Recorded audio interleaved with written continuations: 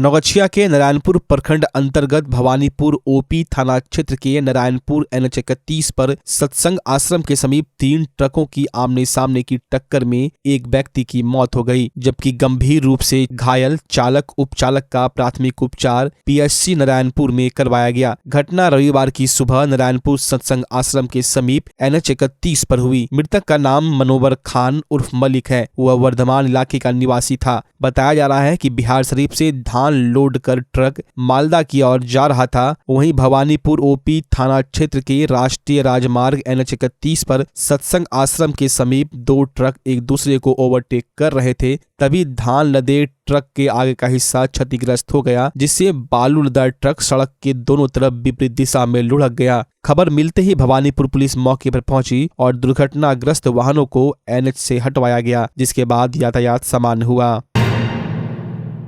भाजपा महिला मोर्चा भागलपुर द्वारा प्रदेश कार्यकारिणी समिति की 2 दिवसीय बैठक व परिचर्चा का कार्यक्रम का आयोजन हुआ। कार्यक्रम की शुरुआत मातृभूमि की जय घोष व राष्ट्रीय गीत वंदे मातरम से की गई, जिसके बाद विधिवत उद्घाटन के तौर पर भारतीय जनता पार्टी की महिला मोर्चा की प्रदेश अध्यक्ष लाजवंती देवी ने दीप प्रज्वलन कर कार्यक्रम की शुरुआत की। सूबे के हर क्षेत्र से आए सभी बीजेपी महिला पदाधिकारियों व सदस्यों को चादरपोशी कर पुष्पगुच्छ देकर सम्मानित किया गया। फिर बैठक में परिचर्चा कार्यक्रम आरंभ हुआ। कार्यक्रम में भागलपुर पहुंची भाजपा की महिला मोर्चा की प्रदेश अध्यक्ष लाजवंती देवी ने कहा कि हमारा एक रूटीन बैठक है, जिसमें हम लोग कई बिंदुओं पर चर्चा करते हैं, जिससे हमारी पार्टी मजबूत हो। साथ ही हम पार्टी में हैं तो उसके आगे होने वाले चुनाव पर भी कई बिंदुओं पर वार्ता करते हुए उसे मजबूती देने को लेकर सभी महिला साथियों से हम लोग ने वार्ता किया। साथ उन्होंने कहा कि सभी राजनीतिक पार्टी सत्ता और सरकार में रहना चाहती है। इस कार्यक्रम में बिहार प्रदेश की हर क्षेत्र से बीजेपी की दर्जनों महिला पदाधिकारी व सैकड़ों कार्यकर्ता मौजूद थे। कार्यक्रम की अध्यक्षता भागलपुर की भाजपा नेत्री श्वेता सिंह कर रही थी। ये हमारा एक रूटीन बैठक है। हर एक 3 महीने पे प्रदेश की कार्य समिति होती है, जो पूर्व से निर्धारित रहती है। उसी के अंतर्गत ये आज महिला मोर्चा का प्रदेश कार्य समिति भागलपुर जिला में तय की गई है। पूरे बिहार की जो हमारी जिला की अध्यक्ष हैं, प्रदेश के पदाधिकारी हैं, प्रदेश कार्य समिति की सदस्य हैं, वो सभी आज इस बैठक में उपस्थित हुई है। निश्चित रूप से गत जो कार्य हम लोग किए हैं उसकी समीक्षा होगी। आने वाले कार्यों को उसके बारे में दिशा निर्देश मार्गदर्शन दिया जाएगा। तो क्या लोकसभा चुनाव आ रहा है, उसको लेकर देखिए, ये तो एक दैनिक कार्य में आता है, रूटीनबद्ध कार्य में, लेकिन जब आगे चुनाव है, राजनीति करते हैं, तो किसी भी बैठक को निश्चित रूप से टारगेट तो रहता ही है कि आगे लोकसभा विधानसभा चुनाव है तो हमारी क्या कार्य योजना होगी, कैसे हम लोग कार्य करेंगे कि चुनाव 100% हमारी विजय हो। तो वो तो उद्देश्य रहता ही है।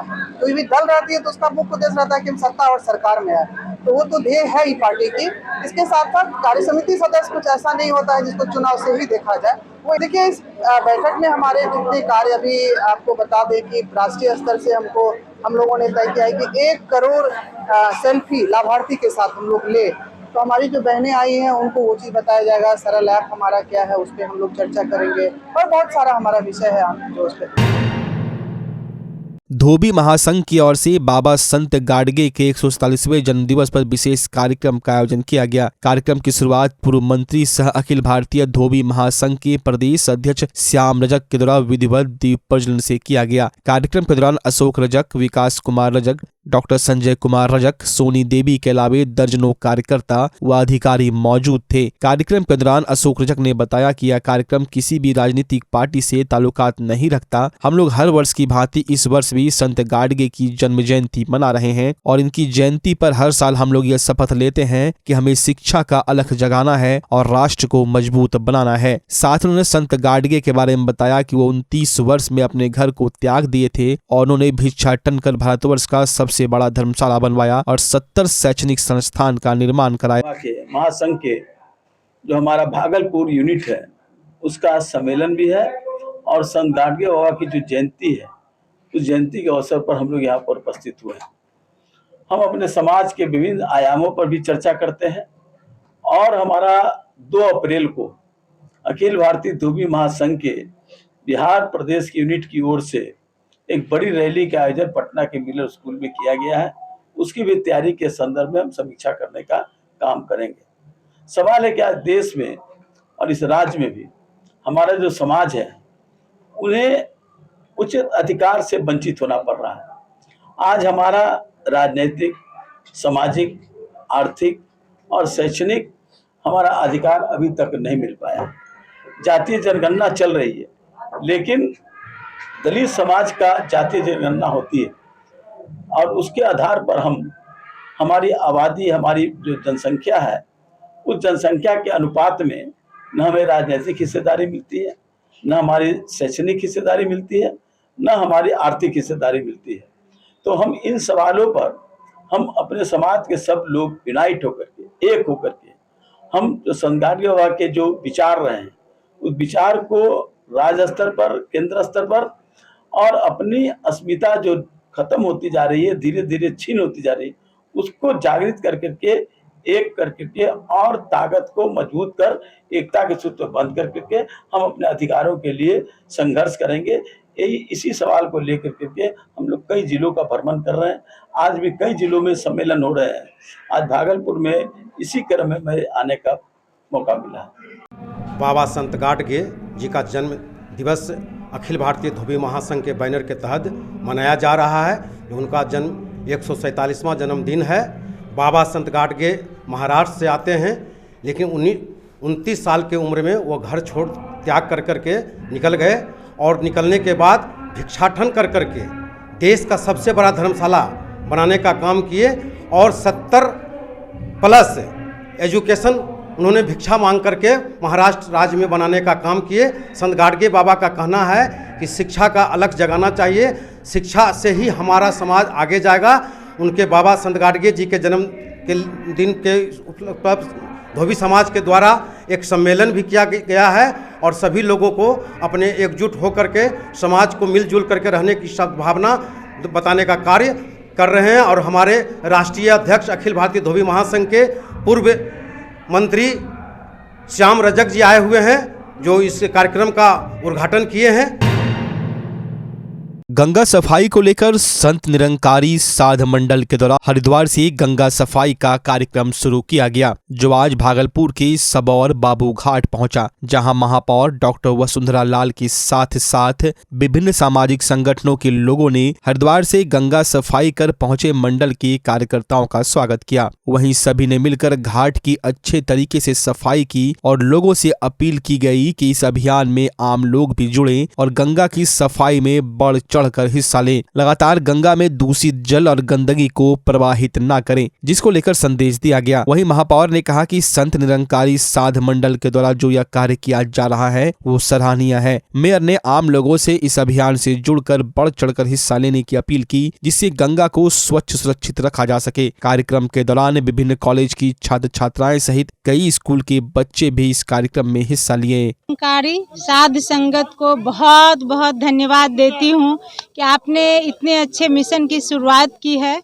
ये गंगा सफाई मिशन के तहत है ये योजना, और पूरे गंगा की सफाई करनी है। हरिद्वार से इसकी शुरुआत हुई है और अब यहाँ तक पहुँची है। हमारी गंगा माँ जो है वो शुद्ध रहे, ये गंगा माँ से करोड़ों हिंदुओं की आस्था जुटी हुई है। इसी के तहत इन लोगों ने काम कर रहे हैं कि मेरी गंगा माँ पवित्र रहे, और पवित्रता के साथ गंगा स्नान जो करेंगे, गंगा में जो डुबकी लगाएंगे, उनका शुद्ध तन के साथ शुद्ध मन भी होगा, और उनको शुद्ध मन के साथ जब कोई काम करेंगे तो काम में भी मन लगेगा। तो इसी के तहत, इस मिशन के तहत मैं संत निरंकारी साध संगत को फिर से बहुत बहुत धन्यवाद देती हूँ। और इस प्रोग्राम को संत मिशन के बारे में लेके भागलपुर में अगर कहा जाए कि वृक्षारोपण उन्होंने किया, हम लोगों ने साथ मिल करके निरंकारी मिशन को आगे बढ़ाया। जब तक वो भागलपुर रहे तब तक बहुत कई ऐसे कार्यक्रम हुए। इन मुख्य उद्देश्य है निरंकारी मिशन का नर सेवा नारायण सेवा। आज हम सभी सदगुरु माता सुदीक्षा जी महाराज की कृपा से निरंकारी मिशन के बैनर तले गंगा की सफाई के लिए सभी मौजूद हुए हैं यहाँ पर। इसमें सभी भाई बहन का सहयोग है। जहाँ हमने देखा अभी मेयर साहिबा भी आकर उद्घाटन की, और साथ में साध संगत जी, साथ में हमारे साथ हैं नागरिक विकास समिति के अध्यक्ष भी साथ में ही हैं। और ये जो किया जा रहा है नर सेवा नारायण सेवा, नर पूजा नारायण सेवा, इंसान की पूजा करनी है। आज गंगा की सफाई के लिए हम आए हुए हैं यहाँ पर। गंगा को हम देख रहे हैं कि हम मानव इंसान ने कितना दूषित कर दिया है। जहाँ सात संगत जी भागीरथ को बड़ी तपस्या के बाद न गंगा प्रवाहित हुई, सात संगत जी कितनी तपस्या करना पड़ा भागीरथ मुनि को, फिर सात संगत जी गंगा माँ धरा पे आई और जहाँ सबका परेशानी को दूर करती थी, जो हम पीने के काम में लाते थे, आज हम सभी देख रहे हैं हम मानव इंसानों से।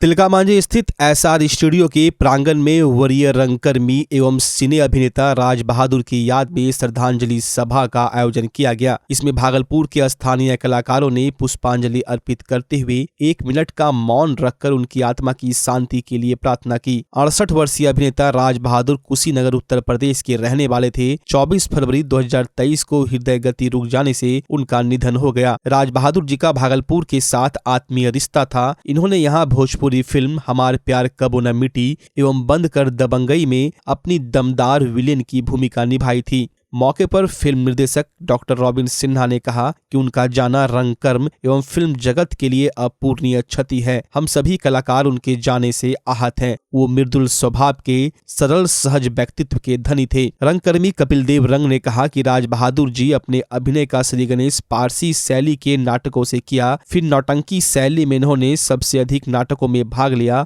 और इन दिनों भोजपुरी फिल्म में सक्रिय थे। इनके साथ मेरा आत्मीय लगाव रहा है। वो मुझे अपने पुत्र के समान मानते थे। श्रद्धांजलि सभा के मौके पर मुन्ना बिहारी, सज्जन कुमार सिंह, कलाकार वाल्मीकि विनायक, प्रेम सिंह चंद्रवंशी, मोहम्मद अजीज खान, अजीत कुमार सहित कई अन्य कलाकारों ने श्रद्धांजलि दी। आज ऐसा है कि आज हमारे एक रंगकर्मी रहे और हमारी फिल्म के कलाकार थे राज बहादुर सिंह जी, जो कुशीनगर के थे निवासी। हमारी फिल्म को बंद कर दबंगई के मुख्य विलन में थे वो। और इधर 1-2 दिन पहले उनका एक दुखद समाचार आया कि हार्ट अटैक से उनकी मृत्यु हो गई। तो उसी के इसमें चूंकि हम तमाम कलाकार तो अभी एक मंच पर अभी उपस्थित नहीं हो पाए हैं, पर जो भी हैं हम लोगों ने उनके लिए शांति शोक सभा रखा है। उनको हम लोगों ने श्रद्धांजलि दिया है। व्यक्तिगत रूप से वो बहुत ही डेडिकेटेड कलाकार थे और डिसिप्लिन्ड आर्टिस्ट थे। उनका जाना हमारे लिए एक बहुत बड़ी क्षति है और फिल्म इंडस्ट्री को भी, रंगमंच को भी उन्होंने एक अच्छा सेवा दिया था। उनके जाने का गम है और ये गम हमेशा रहेगा।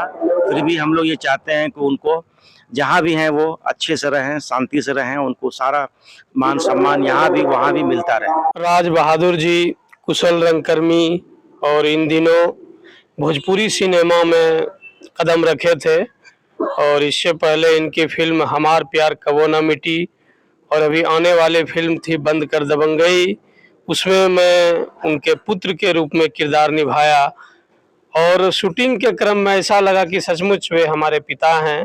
आज हमारे बीच नहीं रहे तो वे याद में हैं। काफ़ी दुख है और दुख रंगकर्म के लिए भी क्षति है और भोजपुरी सिनेमा के लिए भी। उनका बिहेवियर बहुत ही अच्छा था और मतलब मुझे तो बहुत बेटा की तरह मानते थे। वो थे तो मेरे फिल्म के विलन। ऐसे उन्होंने हमारे प्यार कबो न मिटी, प्लेटफॉर्म बंद कर दबंगई, ये 2 फिल्म में मेरे साथ काम किए हैं उन्होंने और बहुत ही अच्छा किरदार निभाए हैं। और इतने मतलब स्वभाव के इतने अच्छे थे और इतने गंभीर स्वभाव के थे, मैं उनका जितना बखान करूँ ना बहुत कम होगा उनके लिए। और आज मैं बहुत दुखी हूँ, सबसे ज़्यादा मैं दुखी हूँ, इतना दुखी हूँ कि मैं बंद कर दबंगई अभी जो फिल्म हुई रिलीज होने जा रही थी वो उन्होंने देख नहीं पाए। ये बहुत बड़ी दुखी की बात मेरे लिए खास करके और सारी टीम के लिए तो खैर है ही। फिर भी मैं उनको भगवान से उनकी आत्मा को शांति के लिए प्रदान करूँगा। बहुत ही अच्छे कलाकार थे और हम लोग के साथ में सब मिलके काम। मैं एक मेकअप मैन के रूप में जब हमारे प्यार कबो न मिटी में कर रहे थे तो मेकअप के साथ सब वो बहुत ही विलन के रोल में थे, लेकिन बहुत ही हंसमुख थे। लेकिन जब मुझे मालूम चला तो मुझे बहुत ही दुख हुआ और भगवान से चाहता हूँ कि उनके आत्मा को मोक्ष और शांति प्रदान करे। बस मुझे यही है कि जो अभी उनका बंद कर दबंगई भी डबिंग नहीं हो पाया है, वो तो दूर की बात है, अब नहीं देख पाएंगे, ये भी हम लोगों के लिए सबसे बड़ी दुख की बात है। सैंडिस कंपाउंड में शारीरिक शिक्षा स्वास्थ्य अनुदेशक के पद पर बहाल शिक्षकों ने बैठक की, जिसमें सरकार से वेतन विसंगति को दूर करने को लेकर पूर्व से चली आ रही अपनी मांग को एक बार फिर से दोहराया गया। शिक्षकों का कहना है कि पहले की हुई बहाली में जो शिक्षक बहाल हुए हैं उन्हें 32,000 वेतन सरकार दे रही है, जबकि इन लोगों को मात्र 8,000 ही वेतन मिल रहा है, जो मनरेगा मजदूरों से भी कम है। जबकि सरकार द्वारा दिए गए किसी भी कार्य को ये लोग लगातार करते आ रहे हैं, लेकिन शिक्षकों को समान वेतन आज तक नहीं मिला है। इन लोगों का कहना है कि अगर सरकार जल्द इनकी मांगों पर विचार कर समान वेतन नहीं देती तो इसके लिए बिहार के सारे शारीरिक शिक्षक स्वास्थ्य अनुदेशक पटना में आंदोलन करेंगे। जो हमसे समक्ष डिग्री या हमसे डिग्री में कहेंगे कम ही है, जो पहले के शारीरिक शिक्षक हैं उनको सरकार आज 38,000 40,000 रुपये वेतन कर रही है। और जो हम लोग ग्रेजुएट बीपीएड और एसटीटी हमसे एग्ज़ाम लिया गया वो पास करके हम आए हैं, हमने मात्र 8,000 रुपये वेतन पर रखा गया है, जो कि कहीं से ये भी उचित नहीं है। 8,000 रुपये में आज के समय में किसी का घर परिवार चलना बिल्कुल भी संभव नहीं है। तो आप इस चीज़ को खुद सोचें। और सरकार हर जगह कहती है, हर जगह आप देख रहे होंगे समाधान यात्रा में या कहीं भी मुख्यमंत्री जी जा रहे हैं, कहते हैं खेलेगा बिहार खिलेगा बिहार। ये कैसे खेलेगा बिहार जब आप एक शारीरिक शिक्षक को एक मनरेगा मजदूर से भी कम वेतन देंगे तो उनका कैसे वो खेलेंगे और कैसे वो खिलाएंगे। क्या मांग है आपको? मांग सरकार से बस एक ही है, जो पहले के शारीरिक शिक्षक हैं उनके समान हमारा भी वेतन और सारा जो उनको भत्ता मिलता है वो हमें भी मिलना चाहिए, क्योंकि हम भी जब से हम लोग आए हैं अपना पूरा समय विद्यालय में देते हैं। सरकार ने अभी तक उलझा करके रखा है कि कहीं पर कहती है पूरा टाइम नहीं रहना है, कहीं पर कहती है आपको 4 बजे तक रहना है। इस उलझन के बावजूद हम लोग पूरा समय अपने विद्यालय में देते हैं। सरकार के द्वारा अभी कराया गया खेल तरंग हो, दक्ष हो, सभी में हमारे सभी साथियों ने बढ़ चढ़ करके भाग लिया। उसमें ज़्यादा से ज़्यादा बच्चों ने उसमें काम किया। जनगणना जो अभी कराया गया उसमें भी हम लोगों की ड्यूटी लगाई गई, उसमें भी हम लोगों ने कार्य किया है। सरकार के किसी भी आदेश को हम लोगों ने ऐसा नहीं है कि नहीं माना है। हर उनके काम के लिए हम लोग जब खड़े हैं तो सरकार से हमारी मांग है कि हमारी इस वेतन विसंगति को जल्द से जल्द दूर करे और हम लोगों को भी वो समान शिक्षकों का दर्जा मिलना चाहिए, क्योंकि 8,000 में सर किसी का घर परिवार नहीं चल रहा है। इसमें बहुत ऐसे साथी हैं जो यूपी से आए हैं, झारखंड से आए हैं, बंगाल से आए हैं।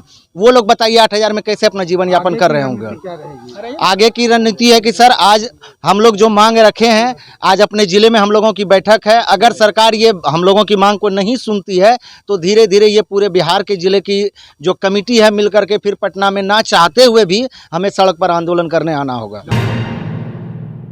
भागलपुर में मां आनंदी संस्थान की तरफ बच्चों के सर्वांगीण विकास को लेकर ड्राइंग कंपटीशन का आयोजन किया गया, जिसमें पहली कक्षा से लेकर 12वीं कक्षा तक के बच्चों ने भागीदारी की। सभी बच्चों ने एक से एक बढ़कर ड्राइंग बनाकर अपनी प्रतिभा को प्रदर्शित किया। आज के इस ड्राइंग कंपटीशन में लगभग 150 बच्चों ने भागीदारी की। इसमें सभी क्लास के पहले, दूसरे और तीसरे स्थान पर आने वाले बच्चों को मोमेंटो देकर सम्मानित किया गया। कार्यक्रम की शुरुआत मां आनंदी संस्था के संस्थापक प्रिया सोनी के साथ साथ आगंतुक अतिथियों ने दीप प्रज्वलित कर किया। मौके पर काफी संख्या में बच्चों के साथ उनके अभिभावक भी उपस्थित थे। जो मीडिया हमारे संस्था के द्वारा यहाँ चित्रकारी प्रतियोगिता परीक्षा जो हो रही है, आप अपने मीडिया के द्वारा सभी को दिखाने के लिए, इसके लिए आप लोगों को बहुत बहुत धन्यवाद। आज जो है हम लोगों का यहाँ पे चित्रकारी प्रतियोगिता परीक्षा हो रही है, जिसमें बहुत सारे बच्चे हैं, नर्सरी से लेके 12 तक के बच्चे हैं और सभी बच्चे को डिफरेंट टारगेट दिया गया है और उस हिसाब से वो लोग अपना बना रहे हैं। और जजमेंट के लिए भी होली फैमिली स्कूल से आए हैं, सक्षम फाउंडेशन से आए हुए हैं और डीपीएस से आए हुए हैं, बहुत सारे यहाँ पे टीचर भी हैं। नाथनगर स्थित सीटीएस चर्च मैदान में 10 दिवसीय बीपीएस क्रिकेट टूर्नामेंट सीजन 3 का भव्य आगाज किया गया। कार्यक्रम का शुभारंभ आयोजनकर्ता युवा समाजसेवी विजय कुमार यादव, समाजसेवी भवेश यादव एवं देवाशीष बनर्जी द्वारा संयुक्त रूप से फीता काट कर किया गया, जिसके बाद अतिथियों द्वारा सभी खिलाड़ियों का परिचय प्राप्त कर उनका उत्साहवर्धन किया गया। उद्घाटन मैच टाइटन 11 कहलगांव की टीम एवं जेबीसीसी विक्रमशिला के बीच खेला गया। 10 दिवसीय बीपीएस क्रिकेट टूर्नामेंट 16 टीमों के बीच खेला जाएगा। इसमें भागलपुर सहित पूरे बिहार की टीमें हिस्सा लेंगी। टूर्नामेंट के विजेता को 41,000 एवं उप विजेता टीम को 25,000 रुपये पुरस्कार राशि और ट्रॉफी प्रदान कर सम्मानित किया जाएगा। आयोजनकर्ता विजय कुमार यादव ने बताया कि भावेश, सोमेश एवं प्रवेश की स्मृति में लगातार क्रिकेट टूर्नामेंट का यह तीसरा आयोजन है। उन्होंने कहा कि युवाओं में खेल के प्रति रुचि को देखते हुए एवं उनके प्रोत्साहन को बढ़ावा देने के लिए इस तरह का आयोजन किया जा रहा है। आयोजन में शामिल अतिथियों ने कहा कि ऐसे आयोजन से से युवा भी प्रेरित होंगे। मौके पर विशाल, माना शुक्ला, आशीष समेत कई खिलाड़ी एवं दर्शक मौजूद रहे। बीपीएस क्रिकेट टूर्नामेंट का आज ये सीजन 3 का आगाज हुआ है, जो भवेश, प्रवीण और सोमेश के स्मृति में, जो हमारे नाथनगर के रहने वाले तीनों आदमी हैं, और इन्हीं के स्मृति में ये लगातार तीसरा सीजन का जो है ये क्रिकेट का आज उद्घाटन हुआ है। और होली के बाद इनका फाइनल होगा और बहुत अच्छा जो है क्रिकेट का नज़ारा यहाँ पे देखने को मिल रहा है। और करीब करीब यहाँ पे जो है 16 से 17 टीम भाग लेगी और लगातार ये मैच नॉकआउट मैच चल रहा है। और बच्चा जब जन्म लेता है तो कई बार बच्चा तुरंत नहीं रोता है, रोने में देर हो जाता है। ऐसे में बच्चा क्षतिग्रस्त हो जाता है और उसके बचने की संभावना कम हो जाती है। और यदि बचा तो भविष्य में उसमें विकलांगता की समस्या आती है, जिसे सीपी कहते हैं, जिसका कोई माकूल इलाज नहीं है और ज़िंदगी भर बच्चा विकलांगता से जूझ सकता है। ऐसे में पूरे संसार में कूलिंग थेरेपी का सहारा लिया जाता है। जन्म से ठीक 6 घंटा के अंदर यदि उसको कूलिंग थेरेपी दिया जाए तो उससे उसका सीपी की समस्या कम होती है और बचने की भी संभावना बढ़ती है। पहली बार बिहार झारखंड में आपके शहर के स्नेह नवजात शिशु बाल सेवा केंद्र में यह मशीन उपलब्ध है। कभी भी ऐसी बात हो कि बच्चा रोने में विलम्ब हो गया तो आप स्नेह नवजात शिशु बाल सेवा केंद्र में जरूर संपर्क करें।